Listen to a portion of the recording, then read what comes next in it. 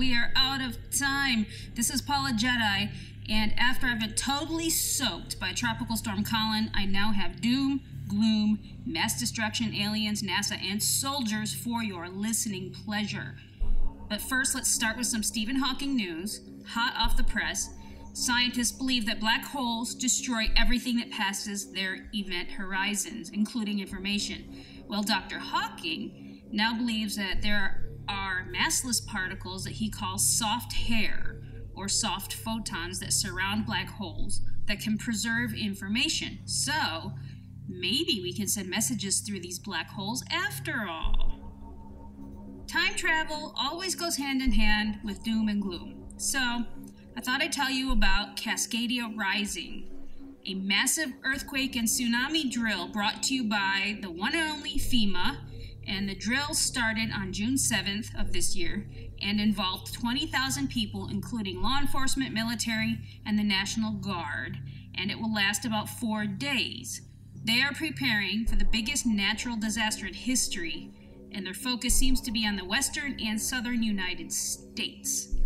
It's time to start heading to Nebraska. American soldiers are now going to have super hearing thanks to the U.S. Army, who has developed an earpiece that cuts down on the noise of battle as well as boosting hearing. It's called TCAPS, or Tactical Communication and Protective System. And the earpieces cost about $2,000 each.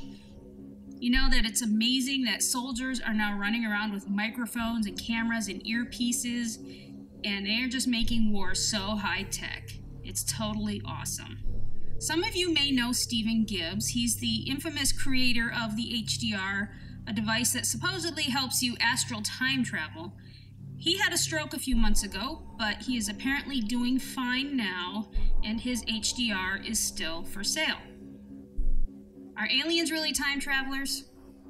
Ancient astronaut theorist Eric von Daniken thinks so and believes the evidence is everywhere, including the Roswell incident. Some believe that the Roswell aliens are time travelers from Sirius.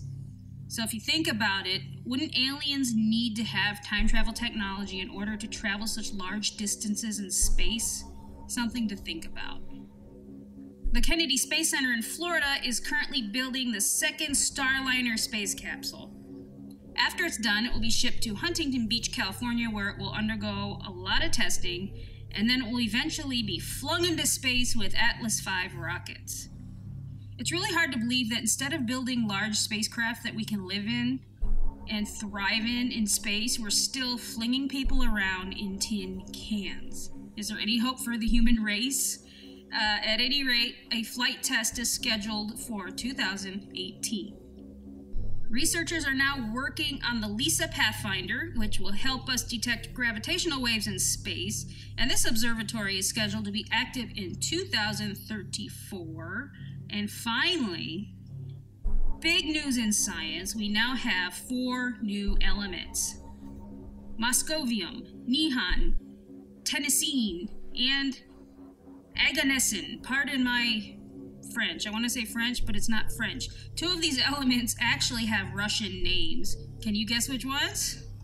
That's about it for this week for space and time travel news. We are out of time. You stay safe and stay away from those tropical storms.